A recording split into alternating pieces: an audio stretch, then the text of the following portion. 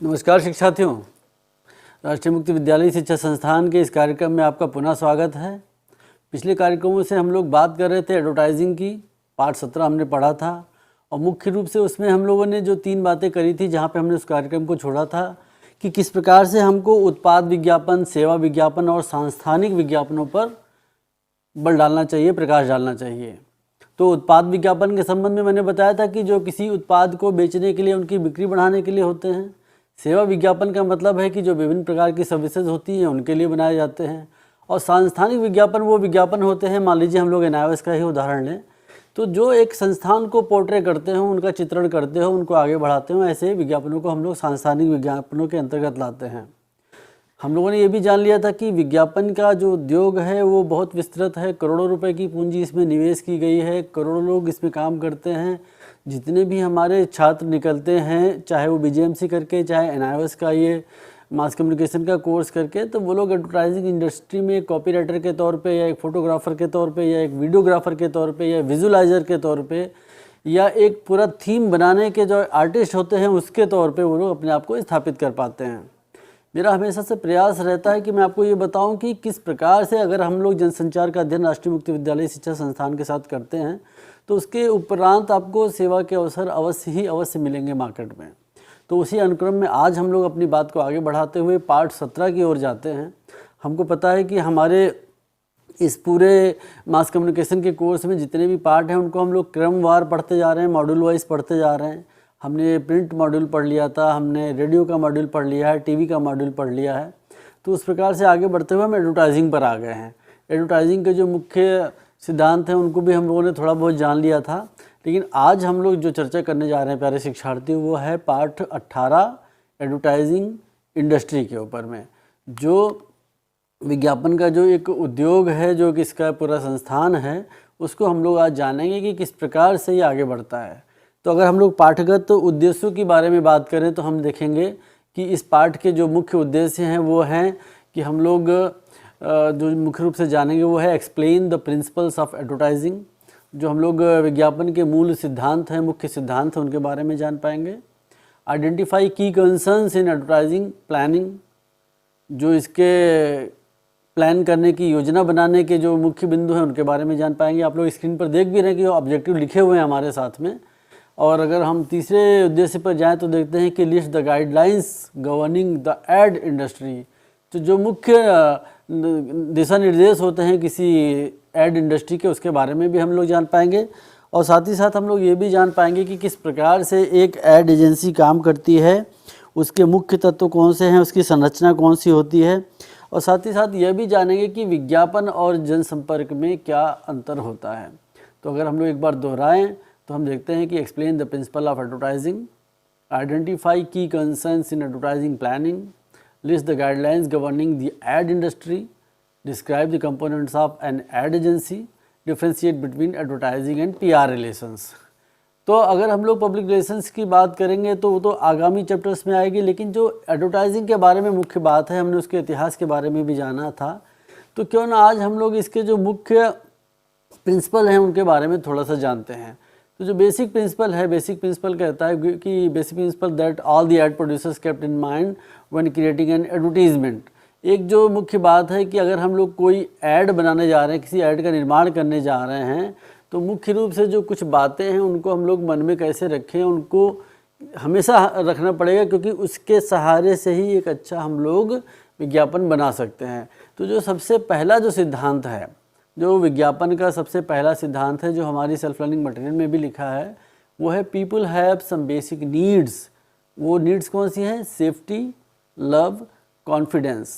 Advertising keeps this needs in mind and appeals to emotions of envy, fear and anxiety about one's status and appearance.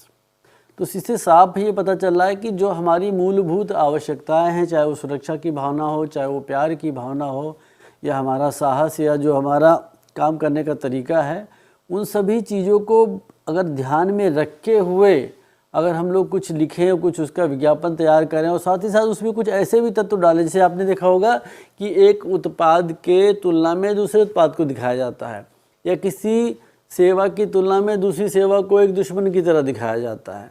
तो इस प्रकार से जो मूल सिद्धांत ये हैं कि हम लव, सेफ्टी और कॉन्फिडेंस को लेकर के विज्ञापनों का निर्माण करते हैं और उसको एक नया स्वरूप देने का प्रयास करते हैं।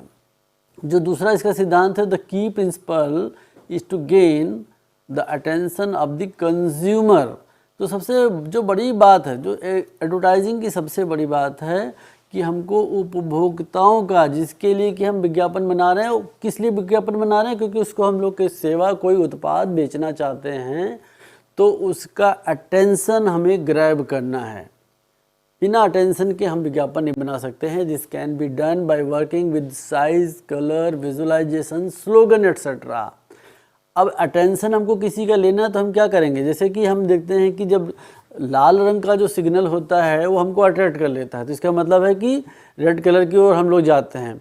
कोई चीज़ है साइज में हमको अट्रैक्ट करती है, बड़ा गुब्बारा हमको अट्रैक्ट करता है, आपने पल्स पोलियो अभियान का बड़ा वाला गुब्बारा भी देखा होगा।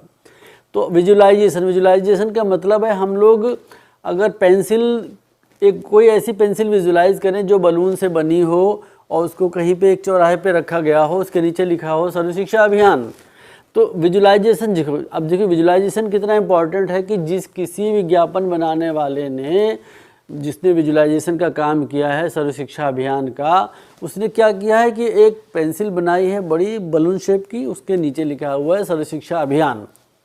अच्छा, एक तो ये हो गया। दूसरा, कई बार स्लोगन भी जो है बहुत काम आते हैं।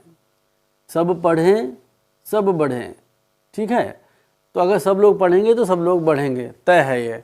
तो कैची स्लोगन होना चाहिए, विजुलाइजेशन बिल्कुल हट के होना चाहिए, रंगों का प्रयोग विविधताओं के साथ होना चाहिए और साइज इनअप्रोप्रिएट होना चाहिए। आपको प्रोटीन के बारे में बताना है तो चना एक ले लीजिए, चने का साइज बनाइए, कोई कागज़ से बनाइए, कपड़े से बनाइए, बलून से बनाइए, चित्र के रूप में बनाइए, वॉल पेंटिंग के रूप में बनाइए, लेकिन उसका साइज आप इनअप्रोप्रिएट कर दीजिए, बड़ा सा कर दीजिए, उसमें लिखिए कि प्रोटीन का मुख्य स्रोत ये रहा चना। तो इस प्रकार से आप विज्ञापनों को एक नया स्वरूप प्रदान कर सकते हैं, लेकिन इनको हम लोग मूलभूत सिद्धांतों के अंतर्गत रखते हैं प्यारे शिक्षार्थियों, कि साइज, कलर, विजुलाइजेशन और स्लोगन जो है मुख्य रूप से एक विज्ञापन के लिए आवश्यक तत्व है। इसके आगे हम बढ़ते हैं तो देखते हैं कि the ads stimulate desire. Chocolate की ऐड आती है, बच्चा रोने लगता है घर में कि मम्मी हमको ये चॉकलेट चाहिए, तो ऐड क्या करता है, हमारी इच्छाओं को बढ़ाता है उस उत्पाद या सेवा को लेने के लिए।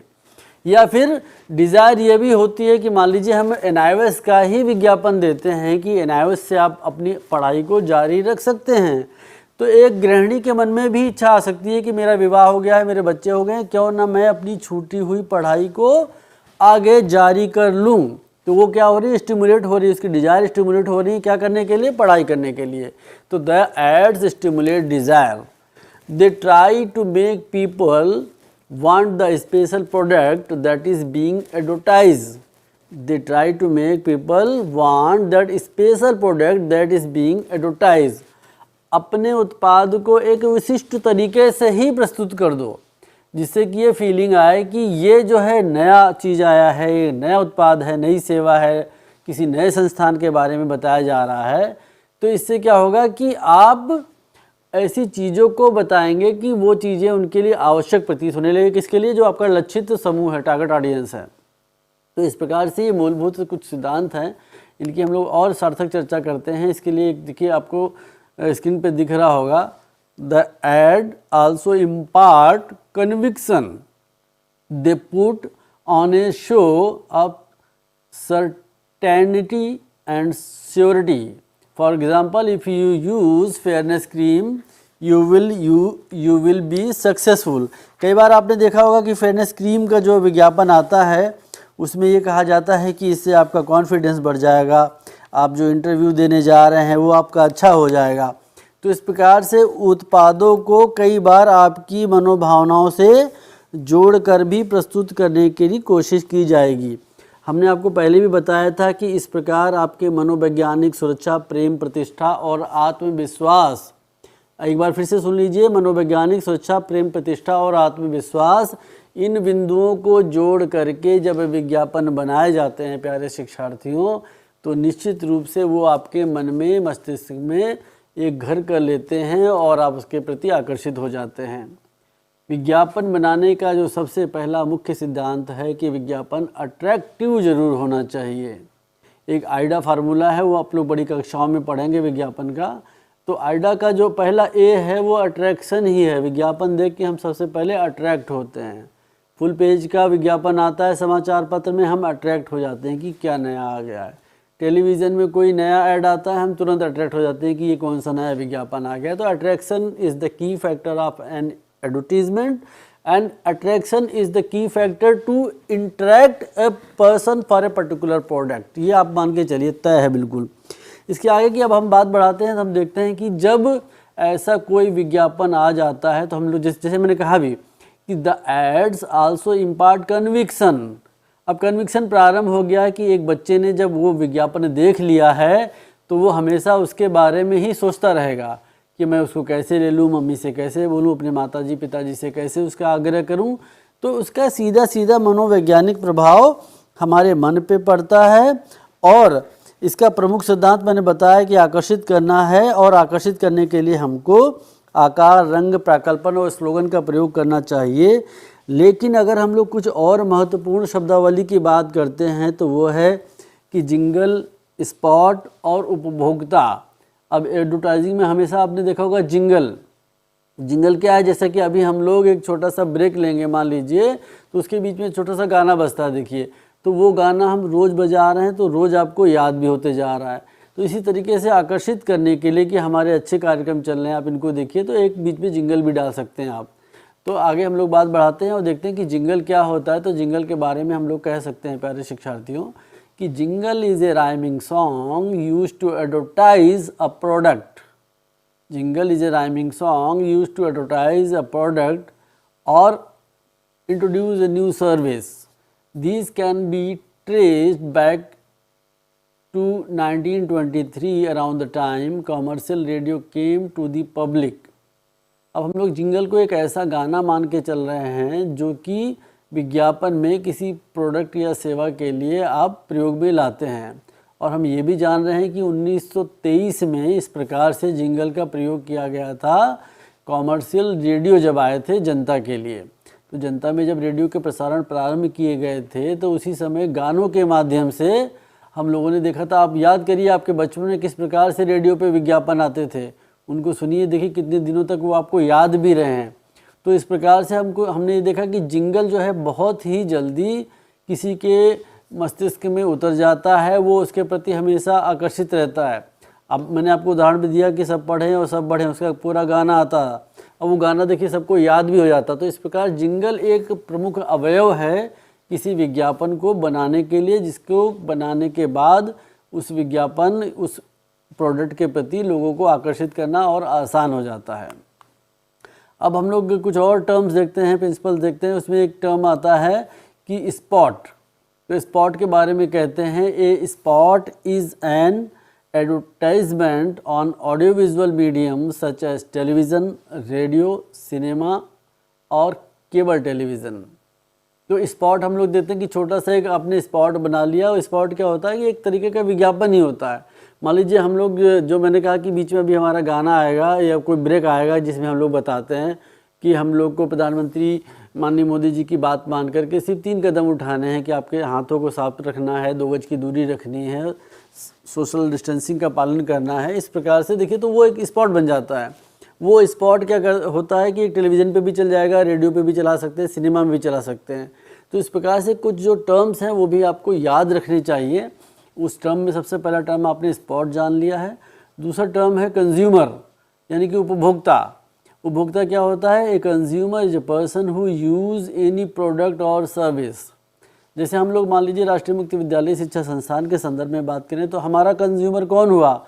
हमारा कंज्यूमर हुए आप शिक्षार्थी, जिन्होंने कुछ एक छोटा सा शुल्क दे करके हमारे यहाँ प्रवेश लिया है और हमारी सेवाएं आपको मिल रही हैं कि आपको समय पे सेल्फ लर्निंग मटेरियल मिल रहा है, आप ऑनलाइन अपने रिक्वेस्ट को रख पाते हैं, अपने एग्ज़ाम की फ़ीस दे पाते हैं, आपके घर पे सारी चीज़ें आ जाती हैं, आप हमारा मुक्त विद्यावाणी सुन करके अपने पर्सनल कॉन्टेक्ट प्रोग्राम कर पाते हैं। और इस प्रकार से जो हमारा ये ई विद्या का प्रोग्राम देख करके आप अपने सेल्फ लर्निंग मटेरियल को और एनरिच तरीके से अध्ययन कर पाते हैं। तो हमारे और आपके बीच में क्या हुआ, सेवाओं का एक ताना बाना है जिसको कि हम आपके साथ साझा करते हैं। तो उस प्रकार से देखा जाए तो बीइंग एनायवस और हमारे बीच में जो आपके बीच में संबंध है वो एक उपभोक्ता का भी है। A consumer is a person who usage any product और सर्विस। तो हम आपको वो सर्विस दे रहे हैं, आप वो सर्विस यूज में ला रहे हैं। अब थोड़ा सा यहाँ पे जानने का हम लोग प्रयास करते हैं शिक्षार्थियों की some key questions to be kept in mind. कई बार कुछ हमारे मन में प्रश्न होते हैं, उनको भी हमको मन में रखना चाहिए। अब जैसे एक सवाल है कि why does a company needs to advertise.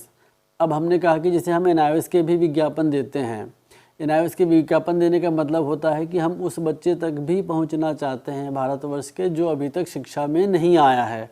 तो उसके लिए हम क्या करेंगे, छोटा सा एक विज्ञापन दे देंगे। उस विज्ञापन को मुद्रित माध्यम से, टेलीविज़न के माध्यम से या एनआईओएस की वेबसाइट के माध्यम से हम देते हैं, तो वो आप तक पहुंच जाता है, आप हमारे यहाँ प्रवेश ले लेते हैं। More people to buy a product और wants to a good public image. मैं एक बार पूरा दोहराता हूँ, आप देखिए स्क्रीन पर। Why does a company needs to advertise, क्यों करती है, more people to buy a product और wants a good public image. तो जब हम लोग विज्ञापन देते हैं तो इसका मतलब ये भी होता है कि हम अपनी एक इमेज बनाना चाहते हैं, हम एक चित्रण बनाना चाहते हैं आपके साथ में, और अपनी बातों को आप तक पहुंचाना भी चाहते हैं। अब पहुंचाने के लिए हम किसी भी प्रकार का माध्यम का प्रयोग कर सकते हैं, वो चाहे प्रिंट हो चाहे इलेक्ट्रॉनिक हो। अब आपको हमने जैसे जिंगल की बात बताई थी, तो जिंगल के साथ अच्छा ये होता है कि जैसे हम लोगों ने बचपन में एक बजाज बल्ब का जिंगल सुना था कि जब मैं छोटा बच्चा था बड़ी शरारत करता था। अब आपकी सेल्फ लर्निंग मटेरियल में भी उसका वर्णन किया गया है। अब क्या कोई ऐसा भी शिक्षार्थी है जिसने ये जिंगल सुना हो और उसको याद ना हो? तो इसका मतलब है कि विज्ञापनों के माध्यम से हम इतना अटेंशन, इतना अट्रैक्शन पैदा करते हैं, इतना इंटरेस्ट पैदा करते हैं, इतनी डिज़ायर पैदा करते हैं। यही हो गया आइडिया फार्मूला जो मैंने बताया था। तो इतनी डिज़ायर पैदा होती है कि वो अटेंशन आज हमारे मन में रहता है, हमको गाना आज भी याद आ जाता है। तो जो हमने कुछ बात करी थी कि कुछ की क्वेश्चंस है, उसमें दूसरी बात यह है कि who is the target group of the ad. सबसे महत्वपूर्ण हो जाता है कि टारगेट ग्रुप कौन है, किसके लिए विज्ञापन बनाया जा रहा है। फिर मैं आता हूँ कि अगर हम एनआईओएस का कोई विज्ञापन देते हैं तो एनआईओएस के विज्ञापन का टारगेट ग्रुप कौन हुआ, आप सभी शिक्षार्थी हुए। तो हमारा उस विज्ञापन के माध्यम से संबोधन किसके लिए होगा, सीधे सीधे आपकी आवश्यकताओं के लिए होगा, आपकी शैक्षिक आवश्यकताओं के लिए होगा। या मान लीजिए मैं कहता हूँ कि आपके एग्ज़ाम का समय आ गया, हमने छोटा सा विज्ञापन दिया, घर पे रहिए, पढ़ते रहिए, परीक्षाएं होंगी आपकी मार्च में, मार्च की परीक्षाओं की तैयारी आज से प्रारंभ कीजिए, सफल बनिए। तो अब ये छोटा सा विज्ञापन आ गया आपका, तो आपको लग जाएगा कि दिसंबर ख़त्म होने वाला है, जनवरी फरवरी मार्च 3 महीने हमारे पास में हैं, हमको टीएम में सबमिट कर देना चाहिए और टीएम में सबमिट करने के बाद हम अच्छे से एग्ज़ाम दे पाएंगे। तो इस केस में टारगेट ग्रुप कौन हुआ, टारगेट ग्रुप हो गया एनआईओएस के एनरोल्ड लर्नर्स। आगे हम लोग पढ़ते हैं, इसमें लिखा है it is school going children, teenage boys and girls और ऑफिस गोइंग वुमेन। मतलब कोई भी हो सकता है। मान लीजिए जाड़े का समय है और हम लोग अगर सर्दी से बचने की बातें करें, मान लीजिए कोई कंबल का विज्ञापन बनाए, तो सबसे पहले सबसे बड़ा टारगेट ग्रुप कौन होगा, सबसे बड़ा टारगेट ग्रुप वो लोग होंगे जिनके पास में कंबल नहीं होंगे। मतलब अगर हम लोग पिरामिड बनाए तो समाज का सबसे पिछड़ा वर्ग जो शायद ऐसी आवश्यकताओं को ना रख पाया हो, एक तो वो हो गए। चलिए हम मान लेते हैं कि इसके ऊपर अगर बढ़े पिरामिड पे तो देखेंगे कि वो बूढ़े बुजुर्ग हमारे माता पिता जिनको भी कंबल बेचा जाना चाहिए। फिर उसके बाद और पिरामिड में ऊपर बढ़ेंगे तो देखेंगे कुछ यंगस्टर के पास भी नहीं है, कुछ बच्चों के पास भी नहीं है। तो इस प्रकार से जो पिरामिड स्ट्रक्चर हम बनाते हैं जनसंख्या को देखते हुए, या जनसंख्या को मैं यहाँ पे शब्द सही नहीं प्रयोग में आ रहा हूँ, मतलब उस लक्षित समूह के लिए हम पिरामिड बनाएं जो उन आवश्यकताओं के लिए सबसे पहला उसका लेने वाला हो। जैसे एनआईओएस के संबंध में कौन हुआ, हमारा एनरोल्ड लर्नर हुआ। तो मान लीजिए कंबल का विज्ञापन हमने बनाया, तो सबसे पहले ऐसा प्रोडक्ट बनाएं कि जो सस्ता हो, जो समाज के सबसे निचले वर्ग को जाता हो, जो कि अपनी दैनिक आवश्यकताओं की पूर्ति न कर पाए। तो देखिए हमने जैसे दो सिद्धांत होते हैं कि विपणन के, कि या तो हम प्रोडक्ट को सस्ता बना के ज़्यादा बेच लें या तो बहुत प्रीमियम बना के कम बेचें, तो दोनों का लगभग अनुपात बराबर जाएगा। तो इस प्रकार से ये सिद्धांत काम आते हैं और हमको अपने लक्षित समूह का हमेशा ध्यान में रखना चाहिए कि विज्ञापन किसके लिए बनाए जा रहे हैं। टारगेट ग्रुप, मैंने एक उदाहरण पिछले कार्यक्रम में भी दिया था, दोहराता हूँ उसको। मान लीजिए हम लोग तमिलनाडु में NIOS की कोई विज्ञापन दे रहे हैं, संस्थानिक विज्ञापन दे रहे हैं, तो अगर हम लोग तमिल में उसको बनाएंगे तो ज़्यादा उसके प्रापक हो सकते हैं उस क्षेत्र में राधा दिन की और कहीं पे। अगर हम वहाँ पे हिंदी का विज्ञापन दें और सोचें कि उसको ज़्यादा लोग पढ़ेंगे तो शायद वो ना पढ़ पाएँ उतने लोग। तो हमको अपने लक्षित समूह की आवश्यकताओं का भी हमेशा ध्यान में रखना चाहिए कि इस विज्ञापन के लिए टारगेट ग्रुप कौन है, किनके लिए हम लोग ये विज्ञापन बना रहे हैं। इस प्रकार से अब आगे बढ़ते हैं तो हम लोग देखते हैं प्लानिंग के बारे में कि विज्ञापन की योजना कैसे बनाते हैं।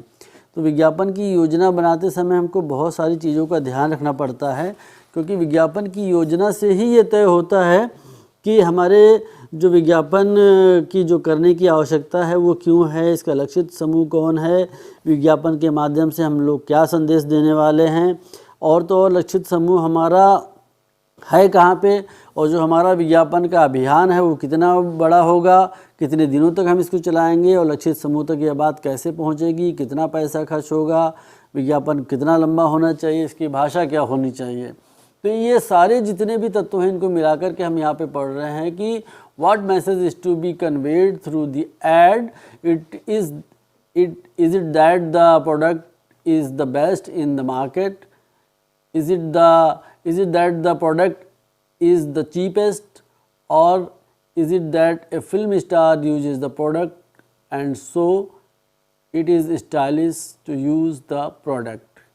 तो इसका मतलब है कि संदेश कैसा है, संदेश किसके लिए बनाया जा रहा है, विज्ञापन में प्रयुक्त होने वाला उत्पाद कौन सा है, क्या उस उत्पाद को एंडोर्स करने के लिए हम लोग किसी फिल्म स्टार का प्रयोग कर रहे हैं। तो बहुत सारे तत्वों को मिलाने के उपरांत, एक अच्छी विज्ञापन योजना के उपरांत ही हम विज्ञापन बना पाते हैं। इसके आगे हम देखते हैं जो लिखा हुआ है कि where is the target group located, मतलब आप कहाँ पे रहते हैं, किस, मैंने बताया तमिलनाडु के लिए बना रहे तो लक्षित समूह वो तमिलनाडु का हो गया।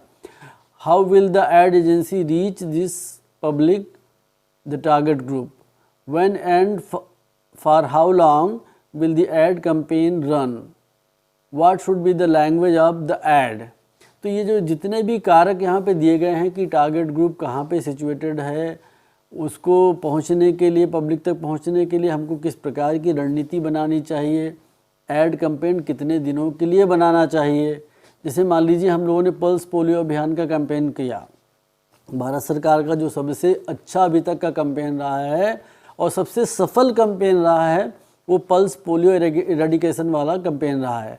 उसके माध्यम से हमने देखा कि संपूर्ण भारतवर्ष में पोलियो को लेकर के एक नई जागृति आई कि हमको सभी को 2 बूंद जिंदगी की पीनी आवश्यक है।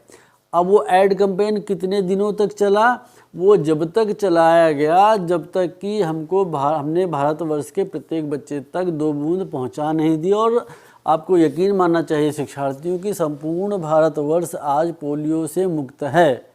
तो इस प्रकार से विज्ञापनों के जो प्रभाव के बारे में हम लोग बात करते हैं, तो उस प्रभाव को बढ़ाने के लिए हम लोग भाषा का भी अच्छा प्रयोग करते हैं और हमको आना भी चाहिए। एक विज्ञापन की एक छोटी सी लाइन होती है, छोटा सा स्लोगन होता है, उससे उस प्रोडक्ट को एक नई पहचान मिल जाती है कि आप ये क्रीम लगाएंगे तो आपका इंटरव्यू अच्छा हो जाएगा, मतलब शाइन आपके चेहरे पे आएगी और आपके करियर पे भी शाइन आ जाएगी। तो भाषा की जो प्रयुक्तता है, भाषा का जो प्रयोग है विज्ञापनों में, उससे भी आप अपने विज्ञापन को आगे बढ़ा पाते हैं। तो प्यारे शिक्षार्थियों, हमने देखा कि किस प्रकार से टारगेट जो समूह है, हमका लक्षित वर्ग है जो हमारा, वो कहाँ पे सिचुएट करता है उसके बारे में हमको जानना चाहिए। एड एजेंसी कैसे अपनी पब्लिक के बारे में डिसाइड करे कि कौन लोग हमारे लक्षित वर्ग हो सकते हैं, उनके बारे में जानना चाहिए। साथ ही साथ एक विज्ञापन कितने दिनों तक चलना चाहिए एक अभियान के तौर पे, वो हमको आना चाहिए। और भाषाई पकड़ हमको बहुत अच्छे से आनी चाहिए। मेरा प्रयास रहता है कि मैं हर कार्यक्रम में बताऊं कि भाषा का महत्व जनसंचार में कितना है। तो हम लोग इस बात को आगे बढ़ाएंगे, छोटा सा विराम लेते हैं, उस विराम के बाद पुनः उपस्थित होते हैं। आप लोग कहीं मत जाइए, आपके मन में कोई प्रश्न हो तो हमसे प्रश्न पूछ सकते हैं। प्रश्नों को ईमेल के माध्यम से भी पूछा जा सकता है, aomasscom@nios.ac.in पर आप अपने प्रश्न भेजें, हम उसका उत्तर देने का प्रयास करते हैं। तो शिक्षार्थियों कहीं जाइएगा मत, बने रहिए, हम लोग इस कार्यक्रम में पुनः वापस उपस्थित होते हैं। प्यारे शिक्षार्थियों, पुनः इस कार्यक्रम में आपका स्वागत है। हम लोग बात कर रहे थे कि किस प्रकार की भाषा का प्रयोग हमको विज्ञापन में करना चाहिए, और यकीन मानिए कि जो हमारी विज्ञापन उद्योग है, इसका जो बड़ा इंडस्ट्री है, ये भाषा के ऊपर में ही आधारित होकर चलती है। क्यों? क्योंकि भाषाएं भी कहीं ना कहीं आकर्षण का एक केंद्र बिंदु हो सकती हैं। कैसे हो सकती हैं, इसका हम लोग जानने का थोड़ा सा प्रयास कर सकते हैं, और भाषाओं को हम लोग 3 या 4 स्तरों पर बांटने का प्रयास करते हैं। भाषा कैसी होती है? एक भाषा वो होती है जो कि राष्ट्र स्तर पर अपनी पहचान बना के चलती है, जैसे हम लोग हिंदी को लेकर के चलते हैं। हिंदी एक ऐसी व्यापक भाषा है जो राष्ट्रीय स्तर पर बोली जाने वाली, लिखे जाने वाली भाषा है, समझी जाने वाली भाषा है, और साथ ही साथ एक राजभाषा भी है। तो हिंदी को तो हम लोग समग्र रूप से पढ़ने पढ़ाने में लाते हैं प्रयोग में, और साथ साथ हम लोग का प्रयास रहता है कि किस प्रकार से हम लोग हिंदी की व्यापकता और सुगमता को आगे बढ़ाएं।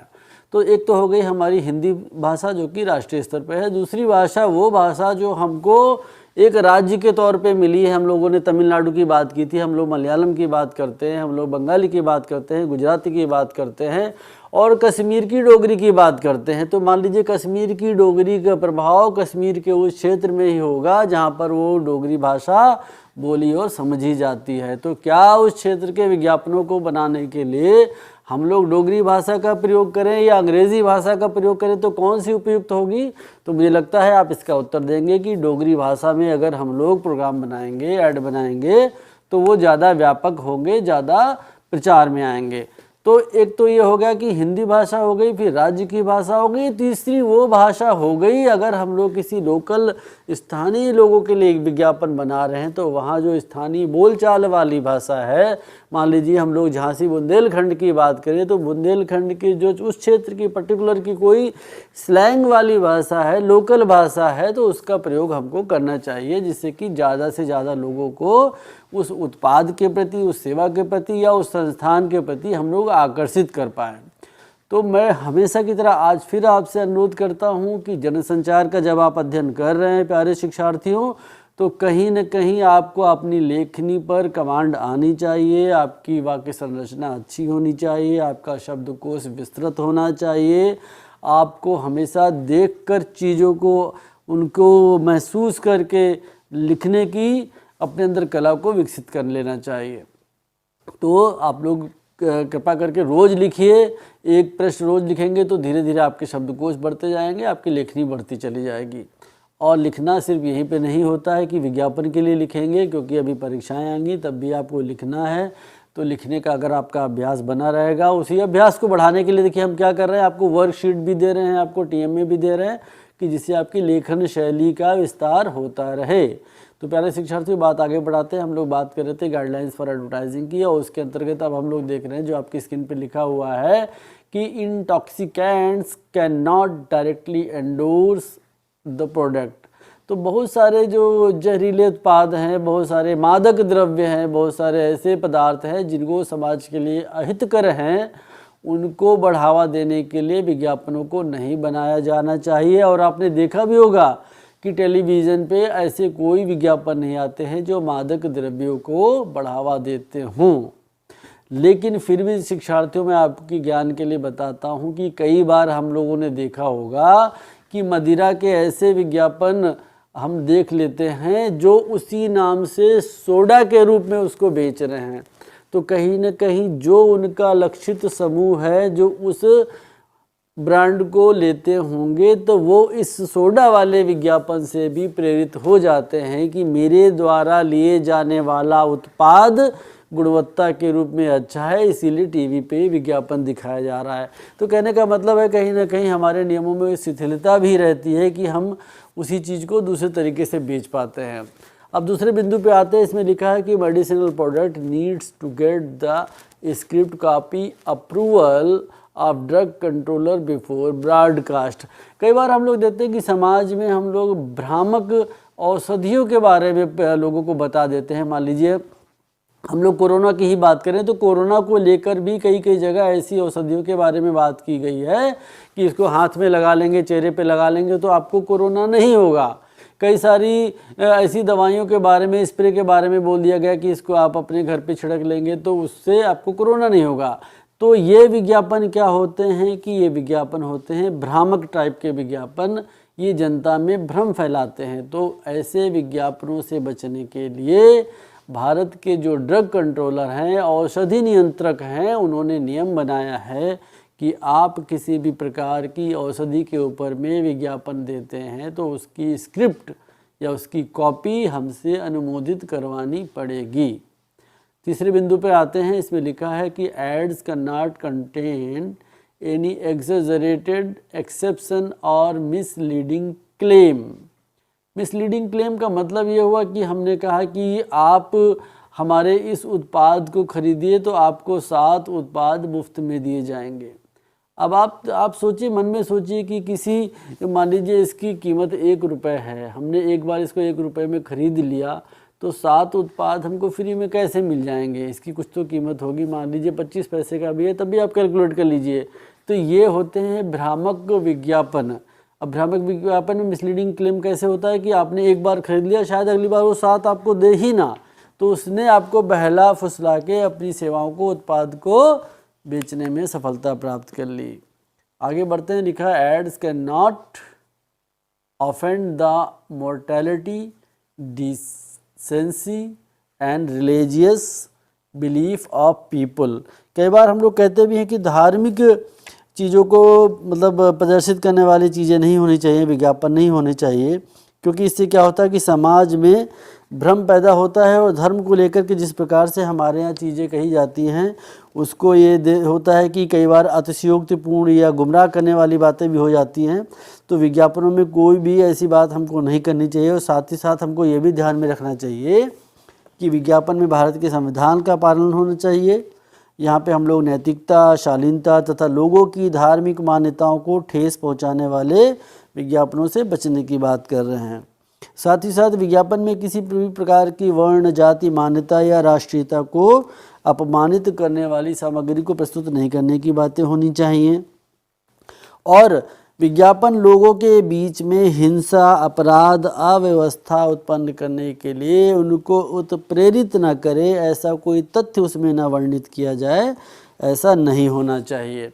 तो कई सारे इसकी दिशा निर्देश हैं, कई सारे इसके नियम हैं, उनको अगर पालन करते हुए हम लोग आगे बढ़ते हैं तो देख पाते हैं कि एक अच्छा साफ सुथरा विज्ञापन हम लोग बना पाते हैं। अब अगर हम लोग इसको एक कैरियर के रूप में देखें कि विज्ञापन एक कैरियर के रूप में कैसा होता है, तो हम लोग इस पर थोड़ा सा ध्यान डालते हैं, प्रकाश डालते हैं। तो इसमें आप देखते हैं कि people can join a television company, a radio station, a newspaper और magazine and sell time or space to companies who want to advertise their products or services। यहाँ पे देखिए स्क्रीन पे आपको 4 बिंदुओं पर आपको मैंने टेक्स्ट को अलग रंग से दिखाया है और मैं प्रारंभ से कहते आ रहा हूँ, चाहे वो लेखन के संबंध में हो, राइटिंग के संबंध में हो। आज हम विज्ञापन के भी संबंध में वही दोहरा रहे हैं कि टेलीविज़न के लिए, रेडियो के लिए, न्यूज़पेपर के लिए, मैगज़ीन के लिए आपको ये करना है कि किसी भी प्रकार का भी आपको विज्ञापन है उसके लिए टाइम और स्पेस जो कंपनियों के द्वारा है उसको आपको लेना पड़ेगा, चाहे आपको उत्पाद बेचना हो, चाहे कोई सेवा देनी हो। तो अब ये टाइम और स्पेस कैसे मिलेगा? स्पेस का मतलब हो गया कि न्यूज़पेपर में हमको छोटा सा स्पेस चाहिए, टाइम का मतलब हो गया टेलीविज़न पे हमको 30 मिनट्स का कोई विज्ञापन का स्पेस चाहिए। तो इसका मतलब है, आगे हम लोग बात बढ़ते हैं, they can join a manufacturing company and work as a brand manager.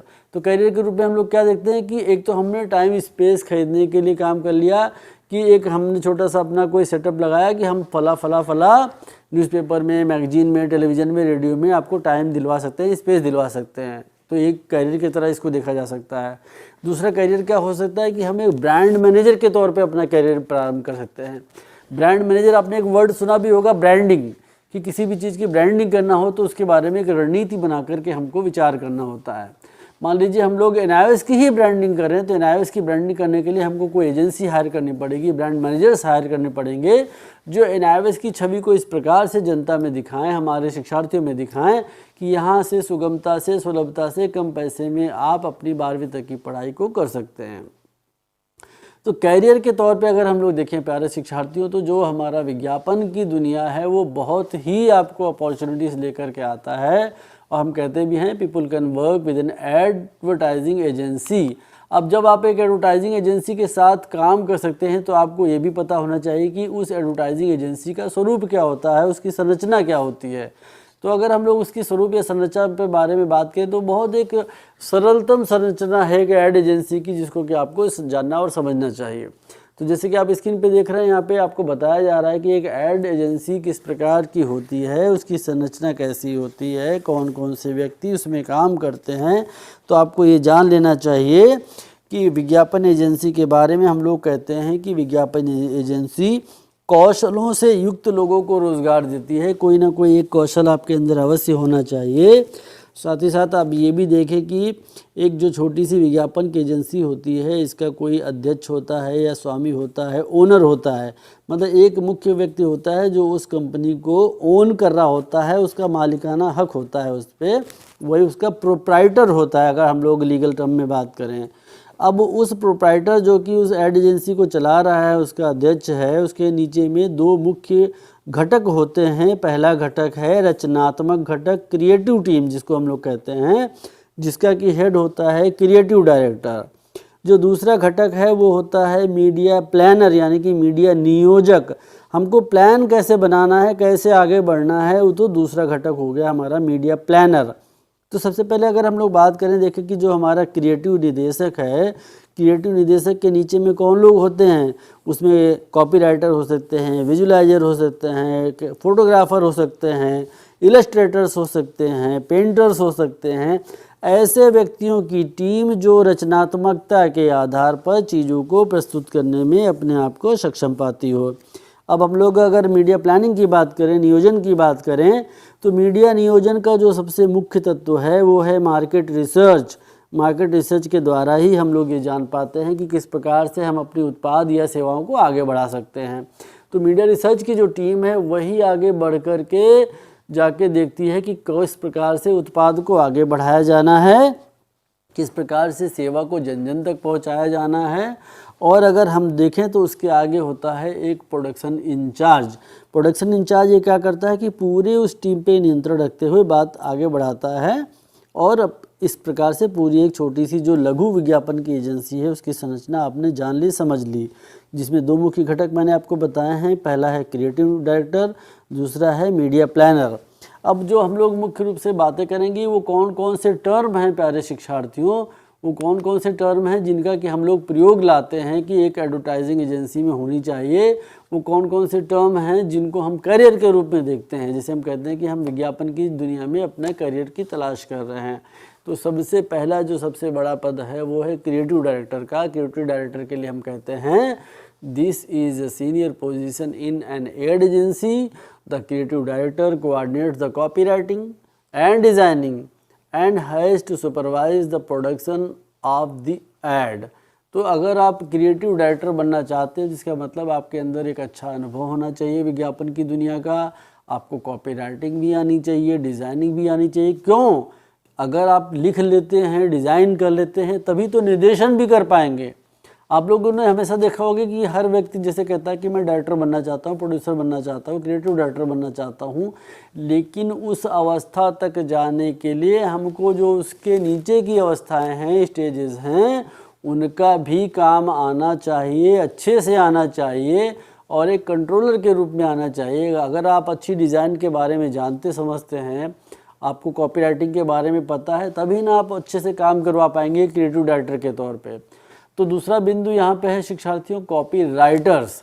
अब कॉपी राइटर्स कौन होते हैं? कॉपी राइटर हम आप में से कोई शिक्षार्थी भी हो सकता है जो राष्ट्रीय मुक्त विद्यालय शिक्षा संस्थान से 12वीं पास करके कॉपी राइटिंग के क्षेत्र में जाए। कॉपी राइटिंग के क्षेत्र में जाने के लिए मैंने बताया था कि मुख्य रूप से आपको भाषाई दक्षता आनी चाहिए। यहाँ पे लिखा भी है कि आल्सो कॉल्ड वर्ड स्मिथ। जैसे हम लोग कहते हैं ना कि ये आयरन स्मिथ हैं, या तो स्मिथ वर्ड जो यूज होता है उन कौशल वाले कलाकारों के लिए जो होता है जो कोई काम कर रहे हैं। तो यहाँ पे हम लोग का word Smith, also called word Smith. Copy writers produce the wording of an advertisement. जितने भी शब्द हम सब पढ़ें सब बढ़ें, ये किसी ने लिखा होगा तो उसको लेखक को क्या कहेंगे? Copy writer.